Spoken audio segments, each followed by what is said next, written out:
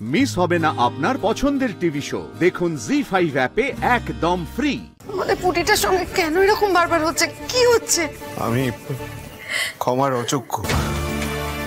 আমি আপনাকে কথা দিয়েছিলাম যে আমি ওর খেয়াল রাখবো, ওকে এক মুহূর্ত চোখের আড়াল করবো না, সে কথা আমি রাখতে পারিনি। কোথা থেকে যে কি হয়ে গেল আমি নিজেই। আমার মেয়েটার জীবনে কেন এত বিপদ আসছে? ও একটা নতুন জীবন শুরু করতে চলেছে, তাকে কেন এত বাধা পাচ্ছে? আমার মেয়েটা এখন মৃত্যুর সাথে লড়াই করছে, এটা যে আমি মেনে নিতে পারছি না, কিছুতেই মেনে নিতে পারছি না। কিচ্ছু হবে না বৌদি ভাই, পুটির কিচ্ছু হবে না। তুমি দেখো আমরা সবাই আছি, তোমার যোগ্য দাদা আছে, পুটিকে ঠিক আমাদের কাছে ফিরিয়ে দেবে তুমি। কিন্তু এই ঘটনাটা ঘটলো কি করে? আমি আপনাদেরকে সি অফ করতে গেছিলাম, আর ও ওপরে ফুলসজ্জার ঘরে গিয়েছিল। ওখানে কোনোভাবে হয়তো কারেন্ট খেয়েছে। আমি একটা চিৎকার শুনতে পাই, আর হঠাৎ করে ছুটে গিয়ে দেখি শ্রীপর্ণা। শ্রীপর্ণা! শ্রীপর্ণা! তারপর বারবার ডাকার পরেও দেখি কোনো শরীরে সার নেই। অভিষেক, একবার একটু এদিকটা এসো তো আমার সাথে। হ্যাঁ, কি হলো? কিছু বলবেন? মানে আপনি যেটা যা বলবেন আমি শুনে নেবো। আমি সত্যি। অভিষেক, তুমি এখন মাথা ঠান্ডা করে প্যানিক না করে আমি যেটা বলছি সেটা মন দিয়ে শোনো।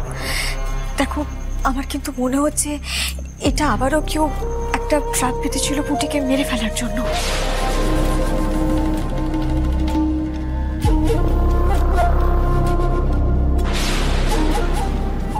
আরে এখন আবার পর্ণা কি বলতে গেল ওকে?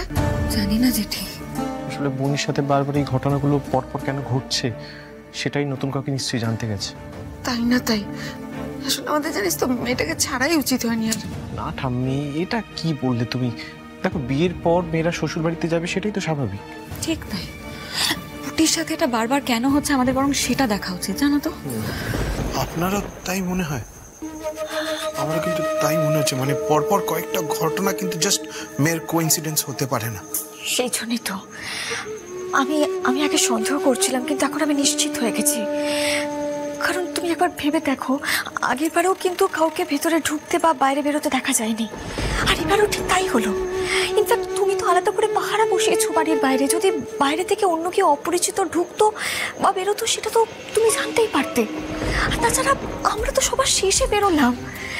ইনফ্যাক্ট আমাদেরকে ওই খাওয়া দাওয়ার পরে অপূর্ব পুরো বাড়িটা ঘুরিয়ে দেখালো, তারপরে তোমাদের ড্রয়িং রুমে গিয়ে তোমাদের সাথে কথা বললাম, তারপর আমরা বাড়ি থেকে বেরিয়েছি। এইটুকু সময়ের মধ্যে বাইরের কেউ এসে কাজটা কি করে করবে? তোমাদের বাড়ির কেউই কাজটা করেছে, অন্য কেউ নয়, তোমাদের বাড়ির ভেতরে কেউই কাজটা করেছে। আপনার কথা আমি প্রথমে বিশ্বাস করতে চাইনি ঠিকই, কিন্তু এখন মনে হচ্ছে আপনি ঠিক। সর্ষের মধ্যেই ভূত আছে। আমার বাড়ির লোকই করেছে, কিন্তু কি করেছে এই কাজটা? জি5 ডাউনলোড করুন আর সব এপিসোড দেখুন একদম ফ্রি।